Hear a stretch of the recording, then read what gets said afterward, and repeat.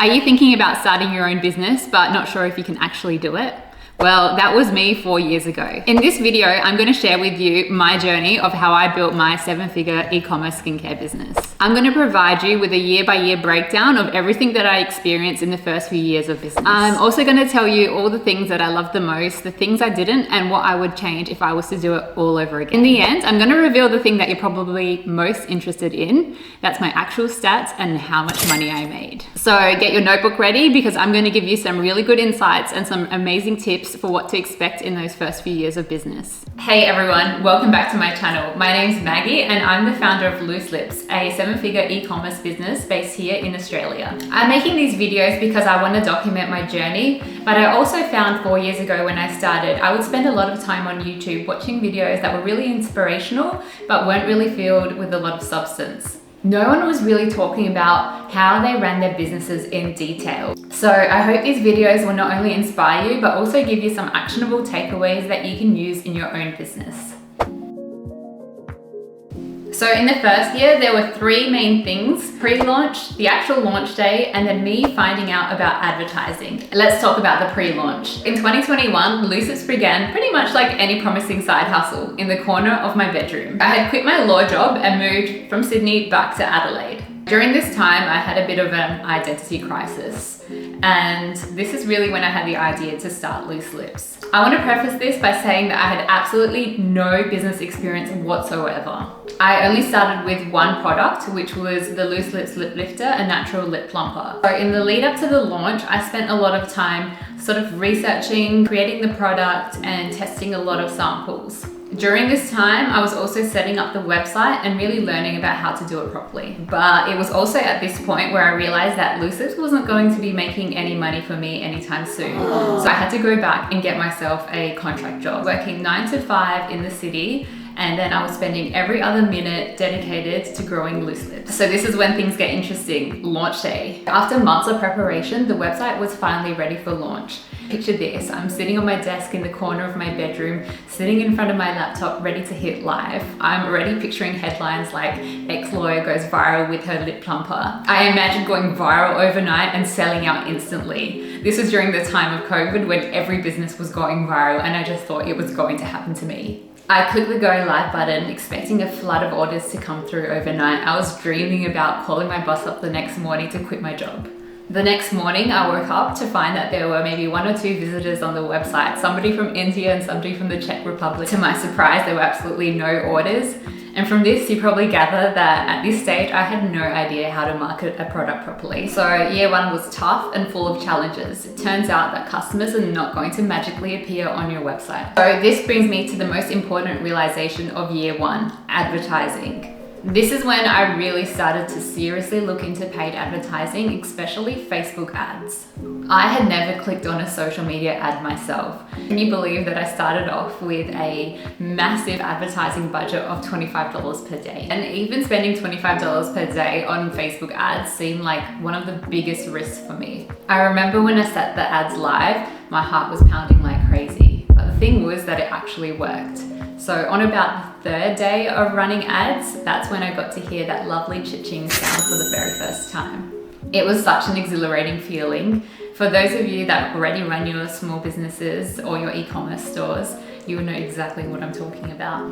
So sales were starting to trickle in very slowly, but it was also at this point that I realized that the sales that were coming from the Facebook ads weren't nearly enough to break even. And this is when I realized that it wasn't going to be enough just to simply have one product available on my website. This is when I started to look into expanding the product offering. Back in 2021, Australian pink clay masks were going viral on the internet. But after doing a bit of research, I found out that most of the Australian pink clay masks that were available on the market weren't actually made in Australia. This is when I decided to bring out my own Australian-made Australian pink clay mask. I found an Australian manufacturer that was willing to help me. With skincare businesses, you have minimum order quantities and some of these ones are super high. Being a small business, I couldn't commit to tens and thousands of units, so I found a manufacturer that would happily offer 100 units.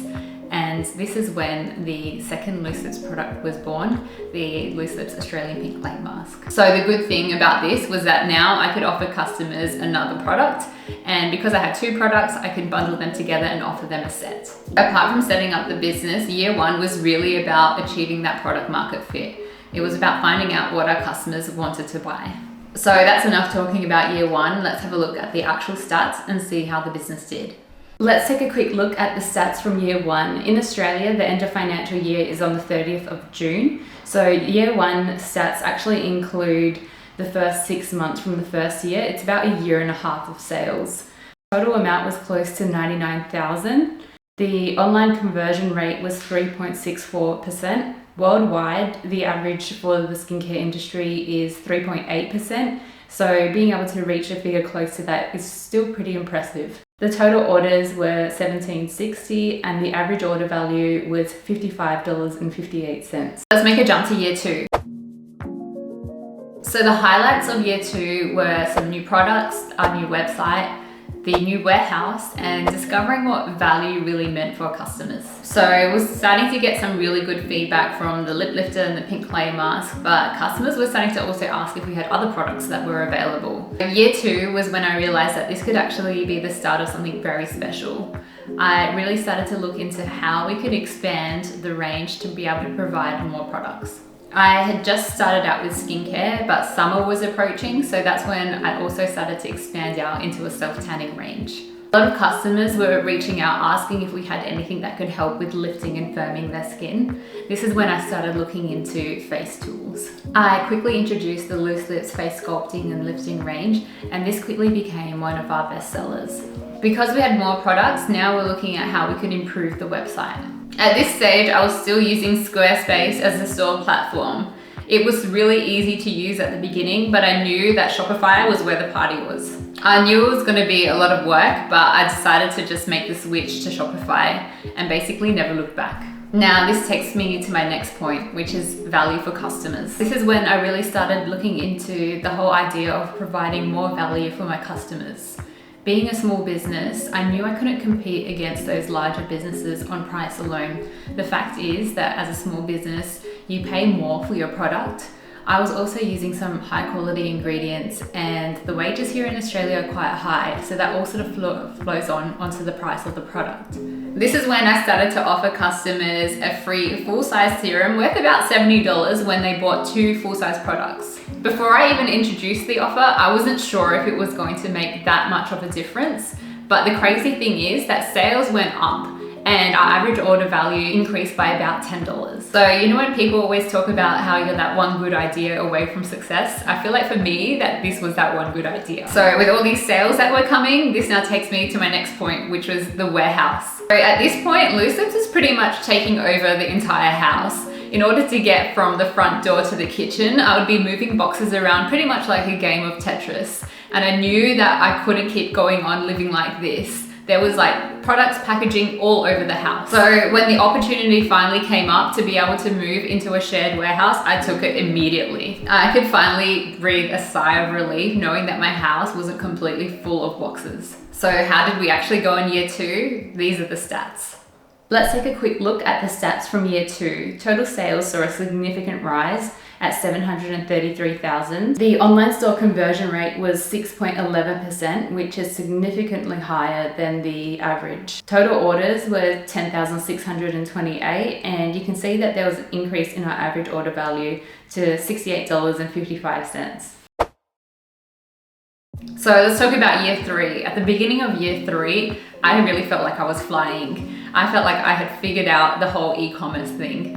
The sales were going through the roof and business was doing so well. There was amazing customer feedback and everything was really looking quite positive. When you're starting out in small business, you have these minimum order quantities to reach. And in year three, I finally got to the point where I was able to actually afford some of these. I could finally commit to some of these higher minimum order quantities, but it also meant that I could fulfill one of the dreams that I had since the beginning, and that was to provide customers with custom packaging. Up until then, I was doing some really creative things in order to try and provide customers with some special Loose Lips packaging. I was putting stickers and stamps and things like that, but it was really that day when I could order the custom printed boxes that I kind of kind of felt like I had made it. So I really wanted the customers to be able to have that really nice unboxing experience. I sort of bit the bullet and committed to a really large order of custom packaging. I was able to commit to around 10,000 units of these shipping boxes, but I was still sort of in that small business mindset at that point. I was basically learning how to do the design for the boxes myself, looking at YouTube videos and looking at Adobe Illustrator to create the design. When the big pallet of boxes finally arrived at the warehouse, I feel like that was the first time when I looked at everything and thought, holy crap, I hope I didn't make any mistake with the design. I was so nervous when I was cutting the pallet open because I seriously thought that there was going to be some kind of mistake with the printing on the boxes, but it was such a good feeling when I opened it. I had a massive sigh of relief when I opened that first box, and the shipping box looked perfect. So each month the sales were going up and up, and I was feeling super confident. I kind of felt like I had cracked the code to e-commerce. I was already looking up luxury trips to Dubai, thinking that this is how it was going to be the whole way through.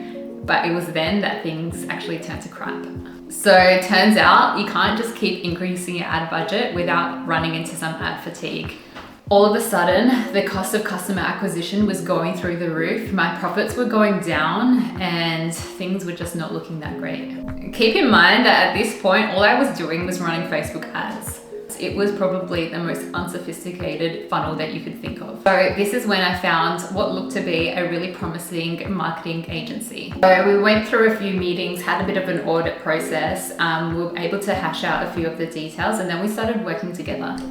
What I noticed was one of the first things that they did was add in some additional channels of acquisition. So they were introducing things like Google Ads, email marketing, and really using that UGC content. It took a bit of time, but the sales started to balance out again. And after about 3 months, I could see that there was a pattern of the sales increasing. Now, for me, this was a really good learning lesson because it really made me understand of what a full marketing funnel should look like. I kind of felt like it was the right time to look into other markets and countries in order to be able to slightly expand. In the back end, the operations were going real fine, so it kind of felt like we could actually move into another country.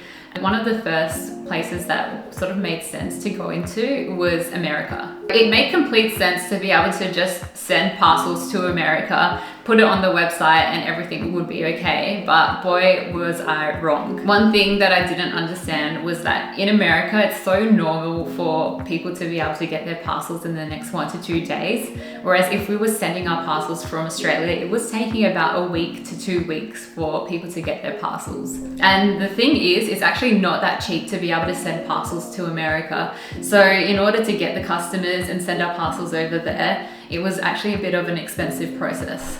Now, given everything that sort of had happened in year 3, I kind of thought that this is probably the time that we should pull the plug on America, at least for now. We decided to pause it. The thing is, you're going to make mistakes while you're running your business. But what I find is that it's better to make those mistakes early and quick.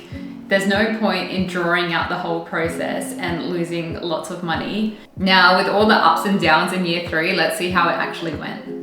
If you look at the stats from year 3, you can see that the sales more than doubled, almost reaching 2 million. The online store conversion rate dipped slightly. It was 5.23%. I think that was because we were driving some unqualified traffic to the website. We were experimenting with the ads, so that could have resulted in that. Total orders were 25,523, and the average order value saw a significant increase from that first year that we had. So we've gone up to $76.81. We've only just started year 4. In Australia, the end of financial year finishes on the 30th of June, so we're really just entering year 4 now. One of the main things I want to focus on in year 4 is looking at ways at how I can really professionalize the business. Up until now, it's been me, my husband, and our parents that have been helping out in the business, but I really want to be able to hire some external people to come and help out.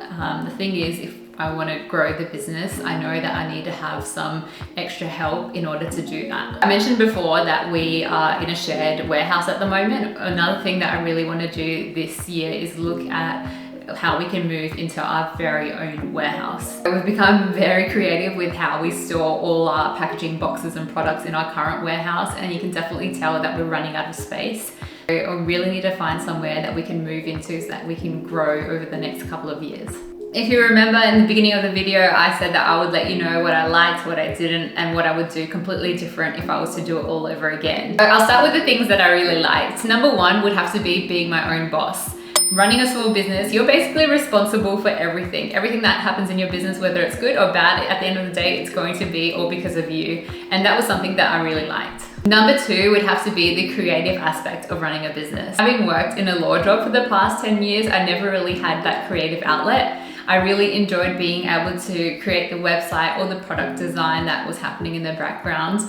All the creative aspects that you don't really think about but are really enjoyable is what I really loved.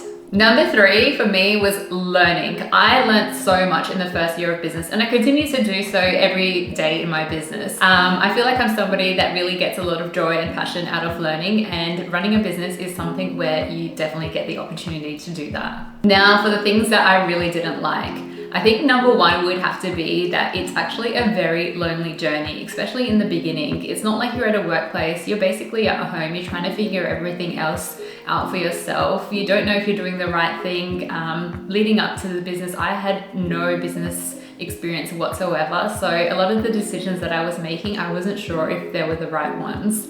This really can have an impact on your mental health over the long term. The thing is, when you're starting out, a lot of people don't take you seriously.